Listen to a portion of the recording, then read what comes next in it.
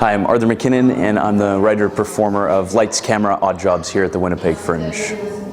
And how did you conceive this idea for this particular play that you wrote?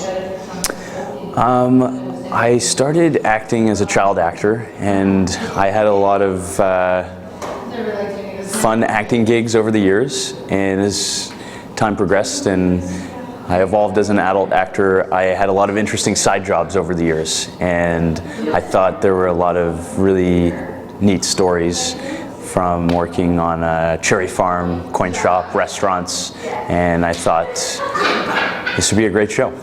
I was actually talking with a few friends in Vancouver, and one of them said to me, "You've had a lot of interesting side jobs over the years," and another friend said, "That'd make a great show." So I think most people don't realize that it's very common for non-star actors to get side jobs where they work full-time with the side jobs and they do part-time acting. Yeah. I was actually in Hollywood a few years ago, and I met many people that worked at different franchise restaurants, and I said, "Really, you're working here but you're not acting?" And so that was their full-time job, and the side was their acting. Yeah. Maybe this is the reason you did the play, to educate people that I'm not a superstar by birth. I have to work to that level to get to the superstar status, if that's what you might want to do one day. Yeah, you're right about that. It's a lot of hard work. I mean, people often think acting is a lot of glamour, and it's really a lot of hard work.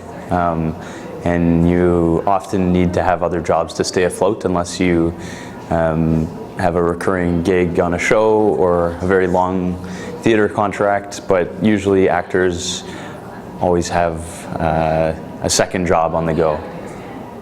And you also mentioned too in your play that, and this happens a lot too, that a lot of wannabe actors do background work in movies to get the feel for background acting. Maybe then they graduate to principal acting, and they get really discovered, and they graduate further to possibly potential star status. And that was interesting that you mentioned that in the play, because people don't realize that you can get on film sets as background, which lots of casting calls call for large amounts of people. Yeah, totally. Gets experience. Yeah, it's right. A lot of people start with doing background performing and work their way up to speaking roles and get an agent and go to auditions, and that's the evolution. And a lot of people also go train in film or theater school programs, and it's a very step-by-step career, and at certain points you find yourself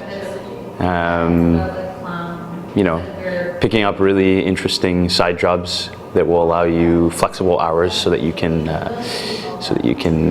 still go to auditions between work, So one of the other things you mentioned in the play too, and this is a strong point about getting involved in the film industry, is the art of networking, talking to other people about what my career field is. Oh, I happen to know somebody that's director of a company or a producer, and maybe you'd like to meet them or perhaps audition for a film role they has in mind because they have a closer connection than you do. Yeah, that's right. Networking is definitely an important part of the industry. Making connections with people, I think genuine connections.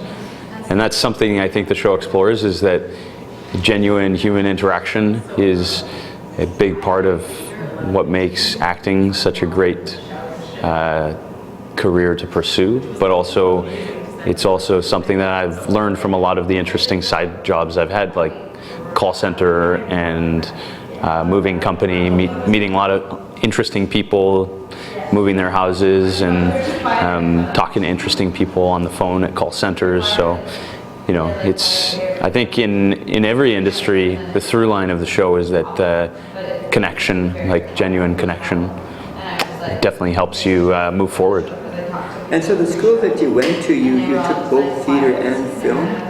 Do you lean towards one or the other, or is it equal, or do you have a preference to do theater or film, or do you do both? I do both, yeah. I started as a child actor in theater, and then I got into more home movies. I did some background. I started taking acting classes. I booked some speaking roles in shows and plays, but I really love doing both film and theater. I went to a theater school, but there was some film training, on the camera acting training, and yeah, I really enjoy both. So does the school that you went to, do they have direct connections to the film industry, where if they see a star person maybe in the class, I've heard other schools do this, they might give preferential reference or preference to refer them to a film company or a producer or director? I think that can happen sometimes, yeah. I mean, every movie usually has a star name attached to it, right? Unless it's an independent film. And I mean, some of the greatest stories are independent films. There's some great stuff that you'll see at film festivals rather than in mainstream movie theaters. And those, I think, involve more independent artists. But yeah, there's definitely part of it is having a name attached to a film. Often it helps like sell the film, right? And how did you end up in Vancouver at this particular school that you went to? What made you decide to go to Vancouver? Some people go to New York City for film or theater school. Some people might go to LA for theater school. Or Yeah. We have schools here too. So how did you decide to go to Vancouver to take your training in theater and film? I took a year off after high school and I worked a few jobs, and then I went to the University of Manitoba here and I took film and psychology, and then I decided I wanted to audition for some theater schools for a conservatory program, so I auditioned for Studio 58 in Vancouver and I got accepted. So that's how I ended up going to the West Coast. So does this particular school that you went to have international students, or are they mostly local Canadians? I don't think they'd be Americans, would they? There's people from all over Canada, and then there's people from, yeah, there's international students as well. I'm sure there have been some American students there, but I think mostly Canadian and some international, yeah. So did you have to produce a short film as part of a project in the class, or participate in an acting part in somebody else's film that went to the school? We would do main stage shows, so we would audition for them and get roles in the main stage school productions. But we also worked on crews, so we did like set design, lighting, costumes for shows before we started doing acting roles on the main stage. So we got a great appreciation for, you know, the work that everyone does in the theater and how it's such a collaborative process. I mean, even this solo show, it's a one-person storytelling show, but it's been a big group effort from various people, support from community, family, friends. My project mentor, Sage, he has been mentor and dramaturg for the project. We spent hours and hours on the phone, you know, hashing out stories and getting details worked out, and it's an ongoing collaboration, even a solo show. So everything in the theater is a collaboration, and I think the community building experience.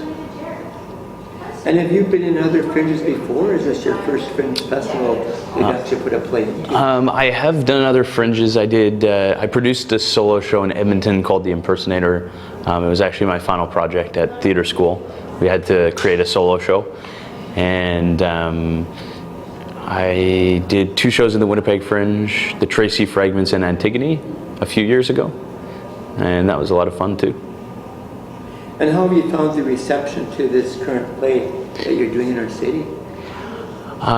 News, feedback, what have you It's got? been great. You know, it's been great to be home and have friends and family coming to the show, and also meeting new people. There's been some great responses, and the Free Press gave it a 4-star review, which was great. And yeah, it's always interesting talking to people after the show, and you know, what usually comes up is other people's odd jobs. Everyone's had an odd job, you know, and unique experiences that come from these odd jobs. And something that I don't say in the show, but I think is that acting is maybe the most odd job of all. But it's a great adventure. So if you had to think of some long-term goals or aspirations, what would you say it might be? Some people say that the Fringe is just a part-time thing, they have full-time jobs and a career. You don't make a lot of money, you don't make tons of $1 million paychecks in festivals like this. Yeah. So what would you say your long-term career might be down the road? At this point, I'm not really sure. I think the show, I'm partly exploring that, is that pursuing a career as an actor is a very unpredictable lifestyle. It's not like a 9-to-5, and having other jobs and scheduling around auditions constantly, it's a challenge sometimes, but it's a great challenge, and I'm enjoying the adventure right now, but I'm not sure what the future holds. I guess I'll see. I mean, it would be great to produce some of my own film. I'd like to do more writing and maybe act in some projects that I've written as well. Some films, and collaborate with friends and try to get funding and that kind of thing. That would be great. So have you ever connected with anybody in LA at all, or have you visited Hollywood, or just for a visit to see what it's like down there? I haven't actually taken a trip down to LA yet. I've been based in Vancouver for the past 7 years or so, and it's amazing how many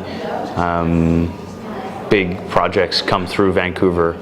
I guess partly because it's such a beautiful place to film, and yeah, there's a lot of big stuff that comes through there. I had roles on Riverdale, The Magicians, and The Good Doctor, ABC show, and that was a really neat set to be on.